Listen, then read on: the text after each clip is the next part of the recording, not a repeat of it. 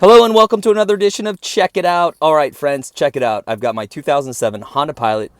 It is 200,000 miles or so, and as you know, if your car gets anywhere around there and you have a Honda, this is what happens to your ignition key. I see it all the time, or at least happened to me and a friend of mine, so I guess that's all the time.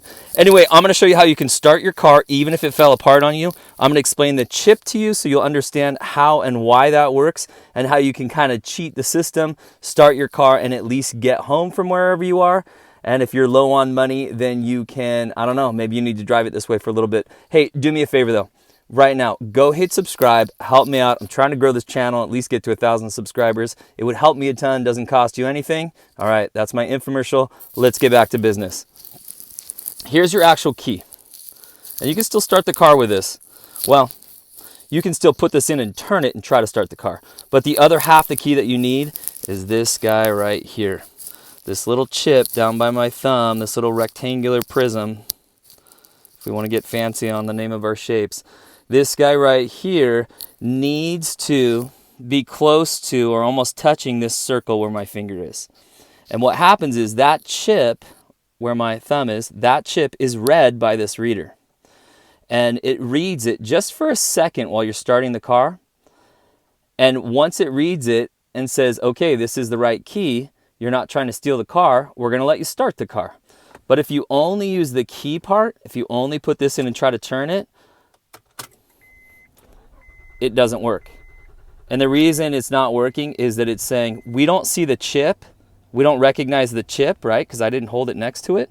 And it's saying, we don't have the chip. You're trying to steal this car. And we're going to flash that green key right there that's trying to come into focus. We're going to flash that key to let you know, hey, you don't have the right key. Hey, you don't have the right key. So here's what you do. Back it up 1-2 spots. Get your key code. There it is, right by my thumb, right? Don't hold it this way. Hold that key code right next to that circle. And turn the key while it's right next to it. It's a little bit harder one-handed. If you had two hands, you can see it'd be easier. It's not that big a deal. Hold this right next to that circle. Turn the key once, twice, and then right now the engine is not on, right? It's just before the car turns on, but my green light went out. So now that the green light is out, I have my chip here. I can just actually hold it away from there because the car has already read that chip. And now I can turn the key. Car starts. There's the RPMs to prove it. Yep, there we go. All right, friends, let me walk you through it one more time. And again, hopefully this helped you out. Hit subscribe. Let's walk through it one more time. I'm going to take the key out, put the key in, turn it one time. Get your key reader ready. Stick it right next to there. Turn it once. And now your green key went out. And now you can start the vehicle.